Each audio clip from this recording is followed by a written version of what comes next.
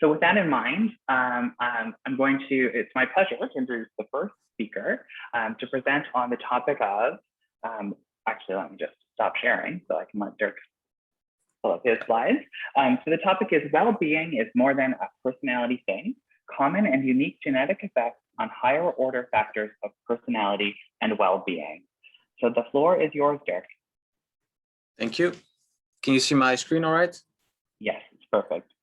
Yes, so thank you, Nick, for introducing me. My name is Dirk Pelt, and I'm currently a postdoc at the Biological Psychology Department at the Free University Amsterdam. And today I'm presenting a study on the genetic overlap between personality and well-being.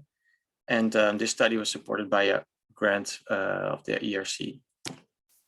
So modest correlations between personality and well-being are consistently reported in the literature. And the question is how these associations come about, of course. Well, personality may determine, for example, whether people experience certain life events, which in turn may influence well-being. At the same time, we also know that at days when people feel happier, they report higher levels of extroversion, for example. So this relation may be bidirectional. However, an alternative explanation is that the associations occur because personality and well-being are both under the influence of the same genetic effects. And based on previous studies, the consensus long was that well-being is a personality thing, and this was based on studies that found that there were no unique genetic effects on well-being apart from personality. However, these previous studies focused on the Big Five level, but we now know more that personality can be conceptualized as a hierarchy. So it may actually be that genetic effects are operating more at these higher levels. And similarly, on the well-being side, recent molecular genetic studies have shown that well-being can also be conceptualized as a higher order structure or spectrum with traits incorporated such as loneliness, depression, self-rated health, positive affect, and life satisfaction. And previous studies that did not really take such a broad perspective on well-being. So in the current study, we put this together and we asked ourselves, well, is well-being really a personality thing? And to answer this question, we investigated the common and unique genetic effects on personality and traits from the well-being spectrum while taking their hierarchical organizations into account. We used data from the Netherlands Twin Register of more than 14,000 twins and their siblings from more than 8,000 families. And we used standard questionnaires to measure Big Five and the Big Five and traits from the well-being spectrum being satisfaction with life, quality of life, self-rated health, loneliness, and depression. And we used multivariate twin models to decompose the traits variants into genetic additive, genetic non-additive, and environmental effects. Well, here on the left, it's a bit small, but this was the best fitting model. And you can see below that there are general common genetic and environmental effects on which all the traits load, so the personality and well-being traits. There are also group-specific factors on which only the personality traits load, and a group specific factors on which only the well-being traits load. And there are also trait-specific effects. And based on this model, we can decompose the variance into variance attributable to this common factor, to the specific group factors, and to the trait-specific factors. When we look at additive genetic variance, we see that for neuroticism, extroversion, conscientiousness, and depression and loneliness, genetic effects are mostly common. However, for openness and agreeableness and satisfaction with life, quality of life, and to some extent self-rated health, genetic effect, a considerable share of genetic effects are due to their respective specific group factors. And when we turn to non-additive genetic effects or variants, we see that there's an even greater mix of influences, and the effects are more trait-specific, as indicated by these larger green areas. And this can especially be concluded for the environmental effects. So to conclude, although personality and well-being share considerable amounts of genetic and overlap in their genetic and environmental effects, they are also influenced by their own domain-specific and trait-specific influences. So based on this study, I would conclude that well-being is more than a personality thing. That was it. Okay. Thank you for listening. Thank you.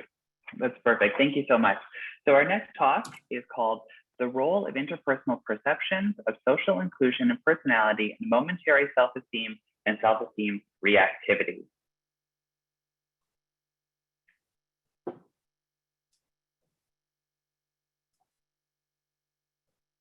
Hi, everyone. So I hope you can see me and hear me. Yeah, welcome everybody to this Data Blitz. My name is Eva. I'm a PhD candidate at Jenny Wagner's lab at the University of Hamburg in the Department of Educational and Personality Psychology. Empirical research has shown that our self-esteem, how we evaluate ourselves, is shaped by social interactions with others. Feeling included by others lead to increases in self-esteem, while signs of being excluded lead to decreases. While this mechanism is considered to be universal, first studies show considerable differences in the degree to which momentary self-esteem responds to social inclusion.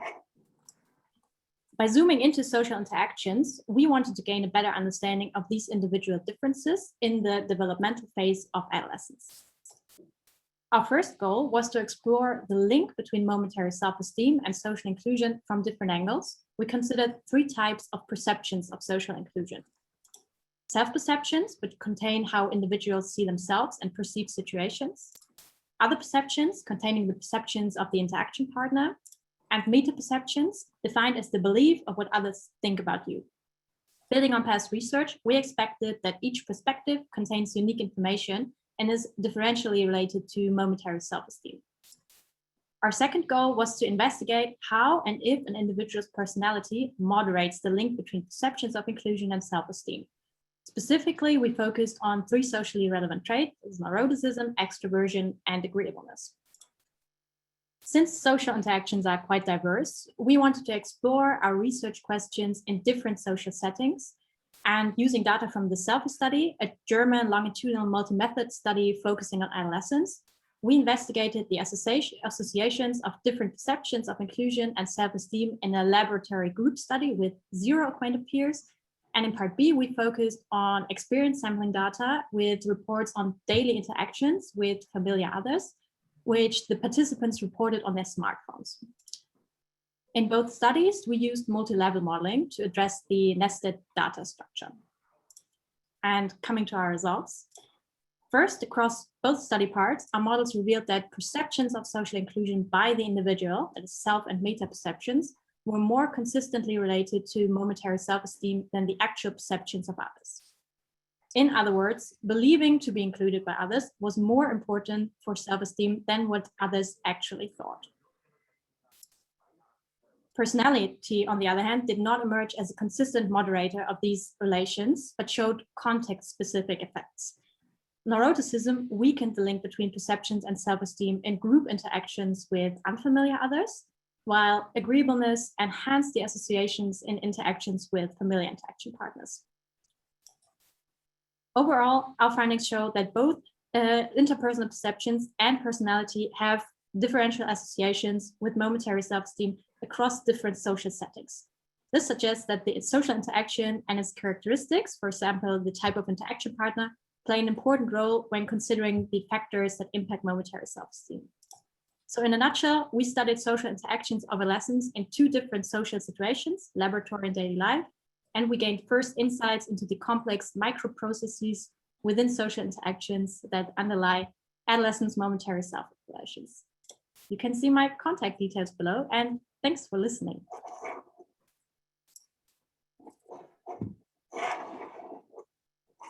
Oh, that's wonderful. Thank you. Our third talk today is called Long-Term Changes in and Consequences of Optimism Over a 25-Year Period.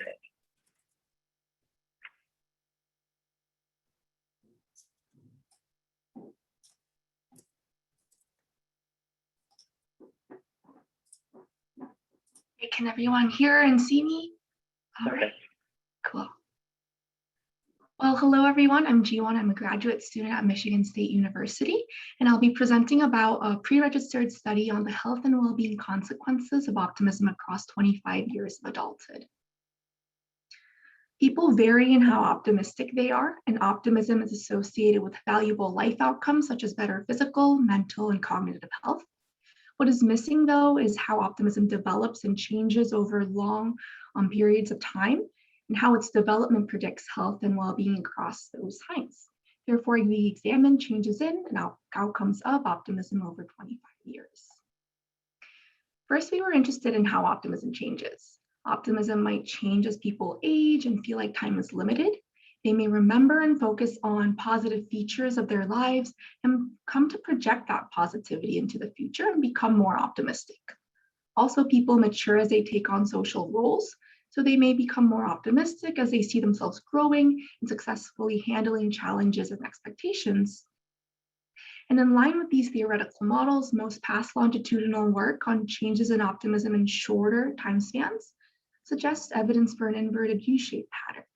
So we hypothesized that optimism would increase on average, and that increases would be most dramatic for younger people and flatter decreasing for middle-aged or older adults. Second, we were interested in how optimism is linked with health and well-being. Generally, optimists tend to better deal with stressors by using active and cooperative coping styles. This might mean eating healthy when feeling like their health is not in a good shape, which translates to better health, or seeking help from others when they're stressed, which translates to better well-being. Therefore, we expected that optimism will be positively associated with health and well-being, but optimism is not a static trait. So although people with initially high levels of optimism might report better health, declines in optimism might be associated with compromised health, for instance. So we also hypothesize that larger increases will be particularly good, while larger declines will be particularly bad. We used data from the Rochester Adult Longitudinal Study, which consisted of 987 participants who were University of Rochester alumni. And we were able to measure optimism across 3 ways from 1989 to 2014 by creating a measure from the Inventory of Psychosocial Development. And more details about RAS and the construct validation study can be found on OSF. We use a single item self-rated health and an index of 13 health behaviors to assess health. And we use the face valid single item satisfaction, life satisfaction, and the purpose and life scale to assess well-being. We ran a series of latent growth curve models to test the first research question about change in optimism. And consistent with our hypothesis, we found that optimism increased on average, but there was no significant variance in the slope, meaning participants increased similarly. And as a result, we couldn't test whether increases were more dramatic for younger versus older people, but we did find that older people had higher levels of optimism. We were surprised because significant variability in changes in optimism has been found in other samples. And one possibility for this is that our participants were similar to one another, at the very least in terms of their education and race. And for our second research question, we found evidence for the level of optimism predicting better outcomes consistent with past work. But again, we couldn't test how changes in optimism were associated with outcomes. So we encourage future studies to examine how changes in optimism over a long time would be linked with health and well-being in a more diverse sample. Thank you.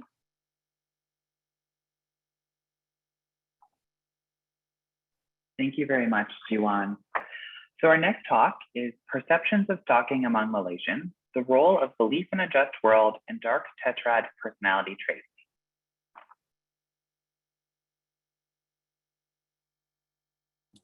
Thank you. Just share my screen. Hi, everybody. My name is Kylie, and I'm a lecturer at the University of Reading, Malaysia campus. My presentation today is on stalking perceptions of Malaysians. First, I'd like to express my thanks to 2 student researchers, Siu Wing and Daniel, who helped with data collection. To start off with the definition, stalking is broadly defined as a series of intentional and repeated behaviors directed by one person towards another that are unwanted and would be viewed by a reasonable person as fear-provoking and or threatening. One particular area of research that has received a lot of attention is perceptions of stalking. A robust finding is the prior relationship between the perpetrator and the victim influences how we perceive stalking behavior.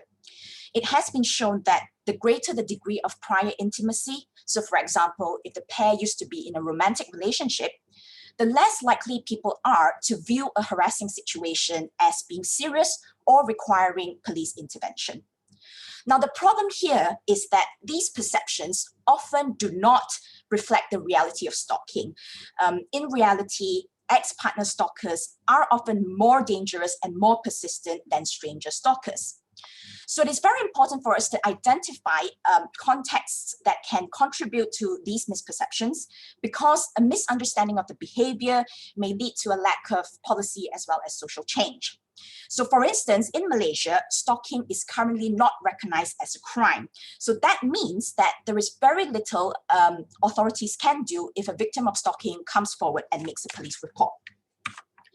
So in this particular study, we were interested in the role of just will beliefs because it has been used as an explanation to explain people's biased perception. According to this hypothesis, people want to believe that the world is fair and that people get what they deserve. In the context of stalking, ex-intimate stalkers are somehow viewed as more entitled to stalk their victims, perhaps due to something that the victim may have done at some point during the relationship history. We also hypothesized that the dark tetrad personality traits can influence the way people perceive stalking behaviors.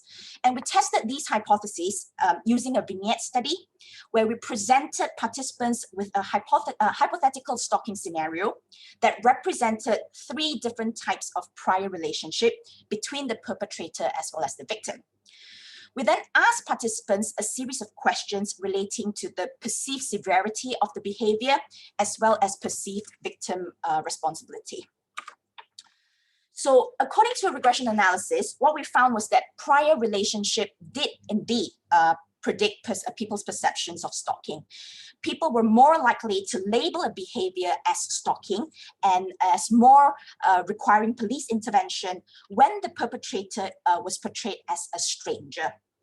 They were also more likely to assign responsibility to the victim of an ex-partner stalker. Belief in a just will also played a role in which people with higher scores tended to perceive the behavior as less likely to cause alarm or distress to the victim, as well as less likely to cause the fear of violence. And as expected, just will beliefs were related to greater victim blaming tendencies as well.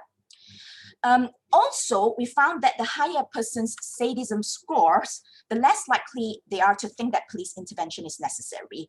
So this is expected, given that people with sadistic tendencies do derive enjoyment from other people's misfortune.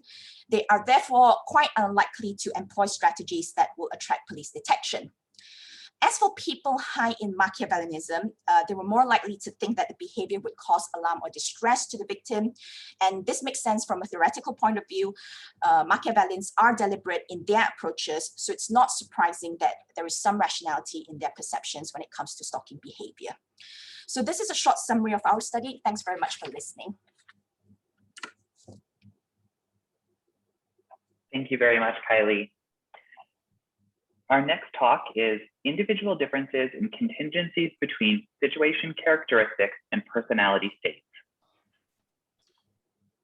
Hello, everyone. My name is Niklas Cooper, and I'll be talking about individual differences in contingencies between situation characteristics and personality states. Contingencies can be defined as within-person associations between 2 variables, in this case, between a situation characteristic and a personality state. For instance, here we have contingencies between situational sociality and state extroversion. The average contingency is indicated by the dotted blue line. However, as we know, not all people are the same, and people react very differently to social situations, with some being quite sociable and others perhaps being more withdrawn. And exactly these individual differences in contingencies are the main focus of this project and are indicated by the orange lines. Contingencies as individual difference variables have been emphasized by various theories within personality psychology, for instance, by the CAPS model and by whole trait theory.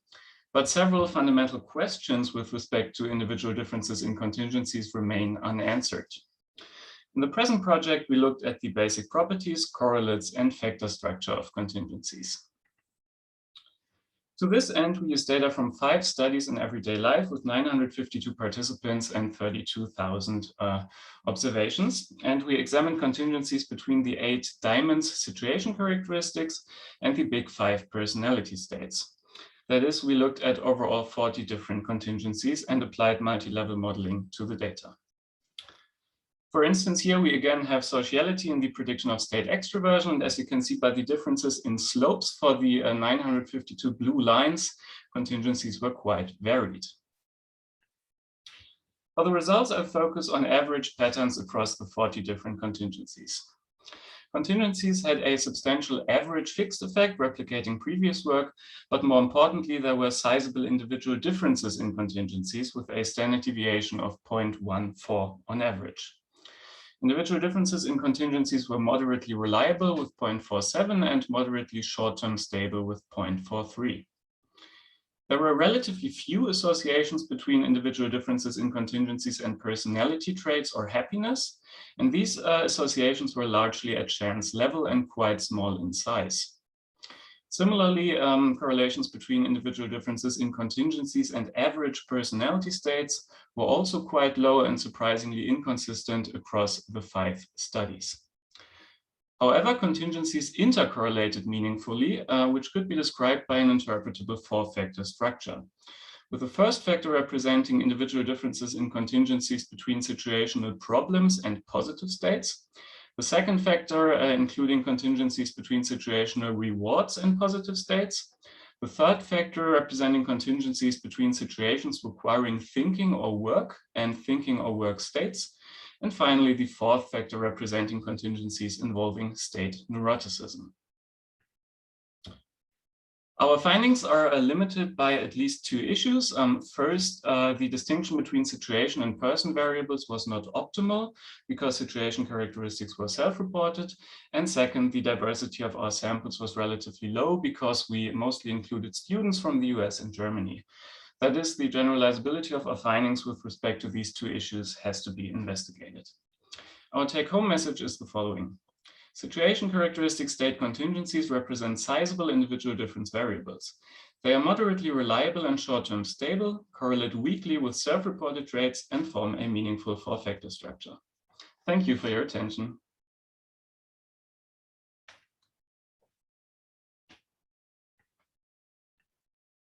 Awesome. Thank you, Nicholas. You've given us a few seconds back, so I'll take a moment to encourage everyone to ask questions to Joanne Chung in the chat. You can send Joanne a private message and those questions will be asked at the end. So for our next talk, we have birds of a different feather, openness to other but not agreeableness, predict racial homophily in friendship networks. Cool. Cool. Hi, everyone. My name is Stephen Antonopoulos. I'm a PhD candidate at UC Berkeley, and today I'll be talking about racial homophily and the Big 5. So what is racial homophily? It's when people have social networks where their friends are the same race as them. We can see racial homophily in the photos on the left, where we have 2 same race friend groups on the top and a mixed race friend group on the bottom. 2 reasons racial homophily matters is that it shapes the information and opportunities people are exposed to. If we don't interact with people outside our groups, we expose ourselves only to limited information and opportunities. And on the right, we have the Big 5 we all know and love. And we will focus on openness and agreeableness as predictors of racial homophily because of their links to reduced prejudice toward outgroups. And then we also focus on and introduce openness to other, a novel facet of O. It describes an appreciation and embrace of difference broadly conceived in one's social environment. We measure it with items like people who look different and act in ways I do not understand, make me very uncomfortable. That's a reverse keyed item. And it should predict racial homophily above and beyond O and A. And we propose that links between personality traits and racial homophily could arise through selection and evocation processes. The general form of our method was to first assess personality traits, separated as much as possible from the network assessment using either filler items or time. For the network, we asked participants to name current friends and new acquaintances. If participants were college students, we situated the network within college and potentially asked about their friends from before college. After naming network members, participants were asked to report members' races when names of members could not be changed. And then later, participants reported their own race. Our key outcome is whether network members' race differed from participants' race. So we were predicting racial heterophily or racial differentness in this study. And then finally, we used multi-level logistic models to account for the nested and binary nature of our outcome. Okay, so our results. Starting in the top left, I'm showing data from 3 of our studies for illustrative purposes. Study 1 is M-Turkers, who were majority white, and studies 2 and 3 are Berkeley undergrads, who were majority Asian. And all of the numbers on this slide are odds ratios with their 95% confidence intervals. And on average, and this isn't on the slide, about 1/3 of network members were of a different race, meaning 2/3 were the same race. So there's racial homophily on average, as we expected, but individuals did differ dramatically in how many different race friends and acquaintances they had. So many participants had none, whereas some participants had all different race network members. And so given these individual differences, can we predict them? Yeah, in all 3 studies, A did not predict heterophily. O did, but weakly. And O2, or openness to other, predicted the likelihood of having different race friends and new acquaintances above O and A, as shown in this table in the top left. The O2 effect held even when we measured personality with peer reports in study 2, and the O2 effect couldn't be accounted for by impression management in study 3. The figure on the bottom shows the predicted network structure for the M-Turkers in study 1. So high O2 participants had about equal numbers of same and different race friends and acquaintances, whereas low O2 had about twice as many. And then finally, the pop-out table on the right shows that the O2 effect held for different groups within the network. So both strong long-term ties like friends and weak novel ties like new acquaintances. And this shows generalizability. And in conclusion, these results show that personality is important for understanding how individuals interact with racially diverse environments, and policymakers and social change agents need to account for people's personality as we work together to create a more racially integrated society. Thanks everyone for listening. My contact info is in the bottom right, and I look forward to your questions.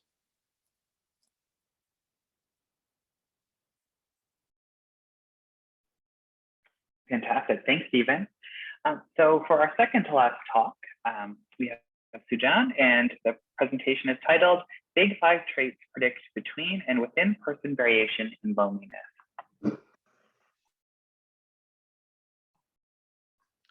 So is my slide visible? It's perfect, yeah. Okay.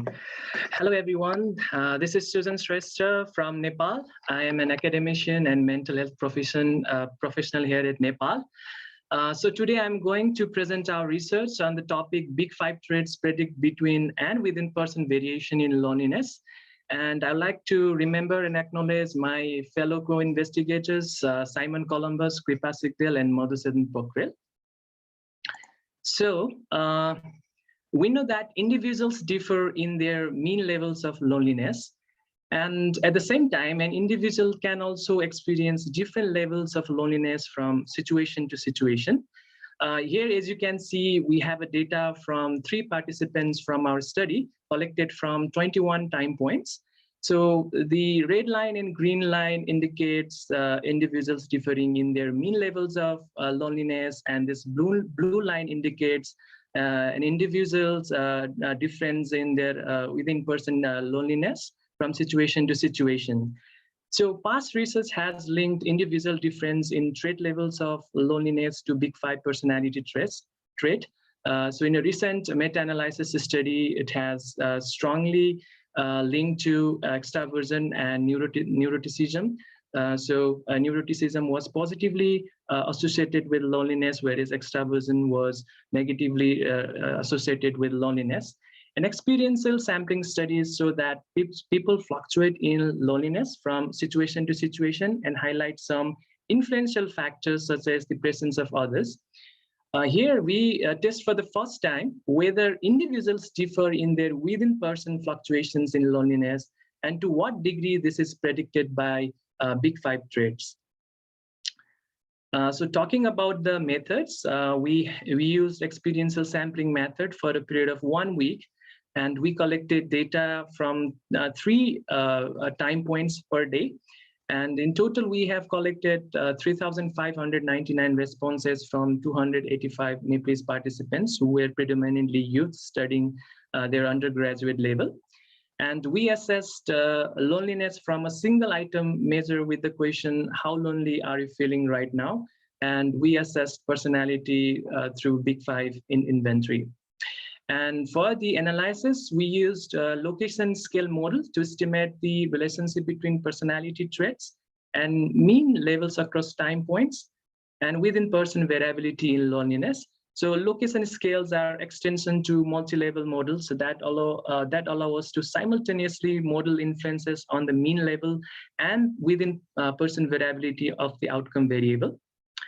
So now talking about the results, so our results is in 2 levels. So the first level, Big Five traits predict individual differences in mean loneliness, and in that neuroticism is strongly associated with the loneliness.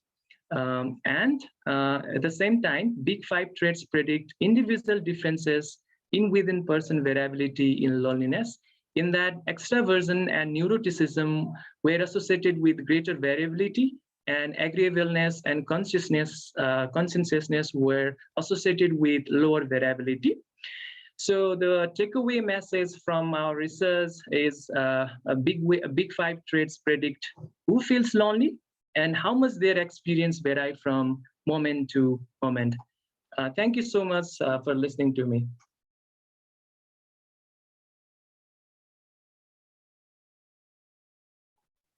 Thank you so much, Sujin. That was great.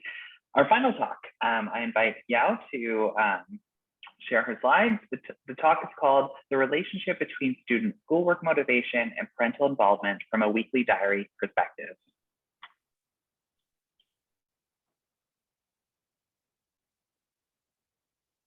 Hello, everyone.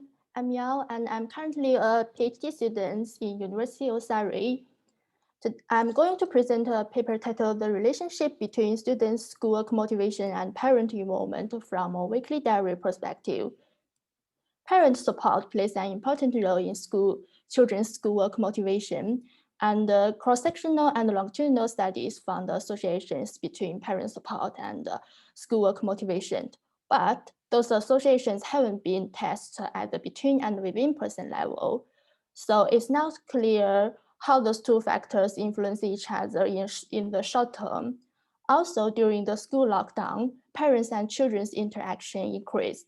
Thus, it gives us an ideal time to investigate the relations between parent support and children's schoolwork motivation. Thus, we proposed 2 main research questions. First, we looked at how children's schoolwork motivation changed. And schoolwork motivation includes expectancy and value beliefs.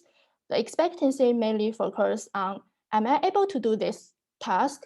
And the value beliefs mainly focus on the question that, why should I do this task?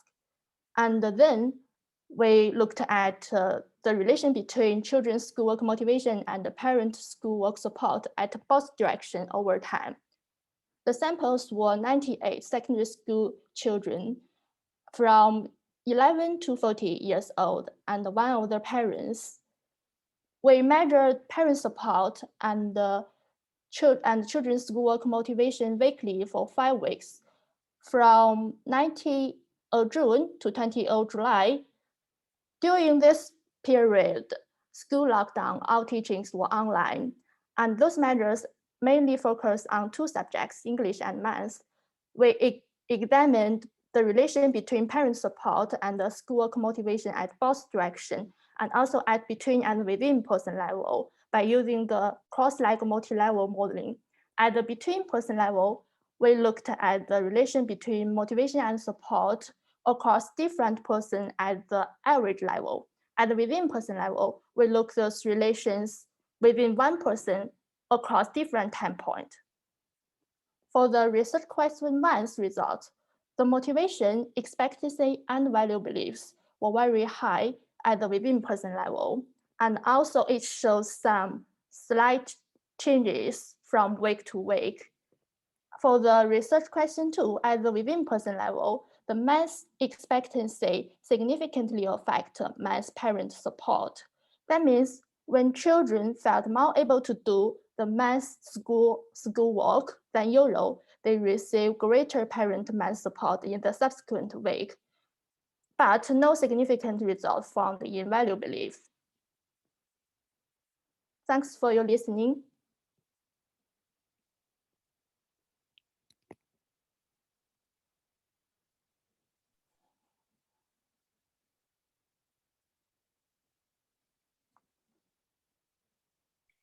Thank you very much, Yao, for wrapping up an awesome set of talks. My mind is exploding with information right now. That was incredible.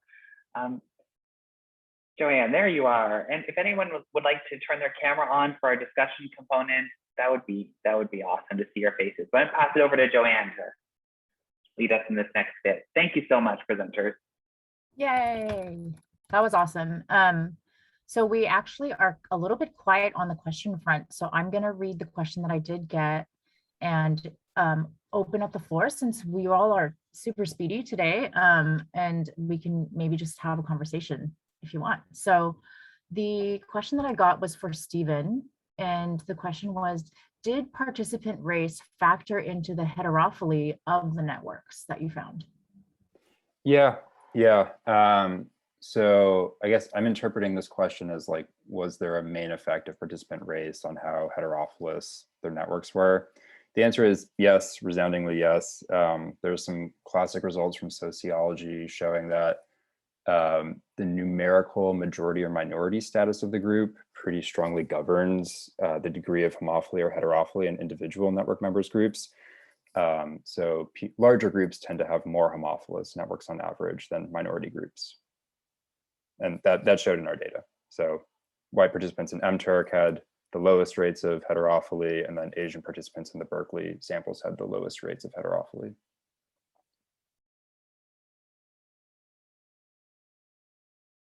Can I ask a follow-up? Did participant race interact at all with the personality findings? It did. So like, yeah. So I will caution that I'm hesitant to interpret the results too much, just because it ends up being confounded with statistical power for the group, right? But the largest group, the majority group, tended to show a significant effect, whereas the other groups didn't. And so one reason for that might be that just the larger groups have more choice on average, and so they're better able to express their preferences. But I would want a sample that has equal representation of all of the groups before really interpreting that too strongly. thank you.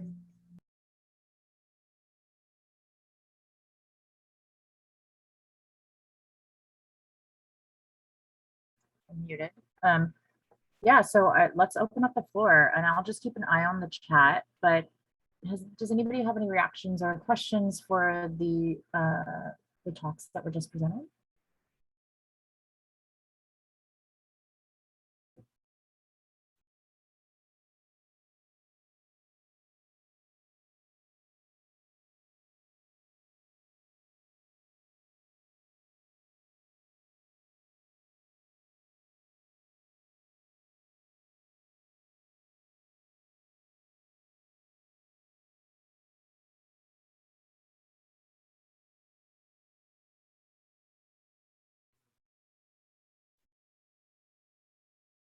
So I have questions, but I don't want to monopolize conversation. So if you have questions, you can follow up. But my question is for Nicholas.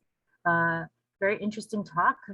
Thanks for sharing your work. I'm wondering, so my question is about like the average within, or like the within person correlations you're finding, or like the effects.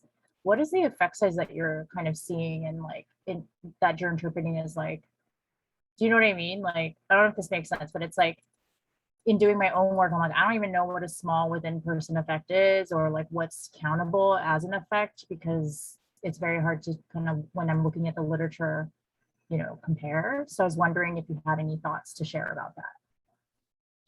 Yeah, sure. So what we did was that we Z-standardized the personality state variables, and then we also had Z-standardized and person mean-centered situation characteristics in the prediction of these personality states. And the average contingency was an average 0.1, which means that like a 1 standard deviation within persons in the situation variable leads to 0.1 standard deviations increase in a personality state. But that was quite varied across different contingencies. So I didn't go into that, but we also compared theoretically expected and unexpected contingencies, and the expected contingencies had much larger effects on average. But more importantly, they were also more varied. That is, individual differences were also much larger in those expected contingencies.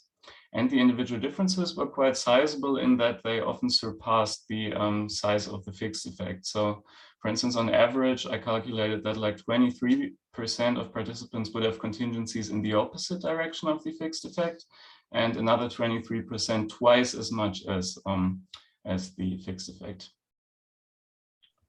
Thank you. Bill, I see your hand up. I do. My hand is up. Now I'll put it down.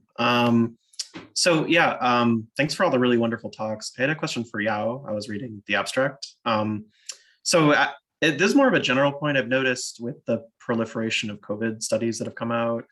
The really well done ones appear that a lot of people are doing kind of fine. Like there was this narrative about being locked with close others being like a nightmare, and turns out those people are doing fine. It looks like the schoolwork motivation is kind of fine. If anything, like the students having really high motivation is like changing how their parents interact with them. Can you maybe talk a little bit more about, I'm rereading the abstract just to remind myself. Can you maybe talk a little bit about that? Like, what is it about students that their motivation was particularly high during the pandemic? Is there something that would predict something like that? Like some strength-based thing that might predict resilience in kids during the COVID pandemic? Yeah. And yeah, it's really, thanks for your questions. And also, before we collect data and analyze this data about the motivation, schoolwork motivation, we also thought, oh, maybe this children's motivation maybe changed a lot, or maybe they might decrease. Yeah, because this is a huge change for the learning situations. But after we finished this, we haven't found, the lots of students, showed some low motivation. Sure. But they showed some, very high motivation. And we thought it might be, it might be because the students showed resilience for this, COVID-19 situations. Most of the students, secondary school students, they have higher resilience. They can cope up with this, the lockdown, and also they might found, some of when they study with their parents, and the parents give the lots of support, and also the teachers, the secondary teachers also give them more support than pre-lockdown. They can chat with the students, and they will have more feedback from the teachers. Then I think, yeah, that might be the reasons for the students not show the low motivations. Yeah, cool, very interesting. Thank you. Thanks for your question. Olivia, would you like to finish us up? One final question before we move on to the next element of the program. Cool, yeah. So my question is for Dr. Chung about her stocking project. So I'm kind of curious to know your thoughts about whether these findings that you found would differ if the person who is engaging in the stalking behavior was not like a romantically kind of involved partner, that like if it was maybe like a stranger or something, or like a friend, kind of how those different relationships might impact the findings that you presented. So yes, I think thanks for your question. I think one of the limitations that we have in this perception research is that we know very little about individual differences. And most of the majority of the work that has been done looks at gender, so perceiver gender, observer gender, and they also manipulate the gender of the stalker-stalkee relationship. So yes, there is a robust relationship to show that the prior relationship between the stalking and the stalker as well as the victim really does influence how we perceive these behaviors. And I think I suspect that personality plays a role. And we did do a study where we looked at the hexaco and we found, surprisingly, we also found Machiavellianism to be one of the traits that predict people's perceptions towards stalking. So across the board, regardless of what the relationship is, people who are high on the dark traits does seem to perceive this behavior as less serious and less requiring police intervention. And they're also more likely to think that the victim is responsible. What was really interesting, though, is that we didn't really find anything about victim blaming through personality traits, which was really surprising, because I did suspect that, you know, aversive traits would predict victim blaming tendencies, but that didn't seem the case for us. But prior relationship in general is a robust finding. And we also found that different countries, so we did a cross study across participants in England as well as in Malaysia. Surprisingly, again, Malaysians seem to perceive those behaviors as less severe compared to English participants. And we suspect that because in England, they've outlawed stalking since 1997. So that the policy and everything might influence the way people perceive as well. So I think that the take-home message is, obviously there are individual differences factors, but also situational factors that influence how we see these behaviors, whether or not it's serious, whether or not it requires any police intervention. So that's my very rapid response. Thank you. Thank you so much.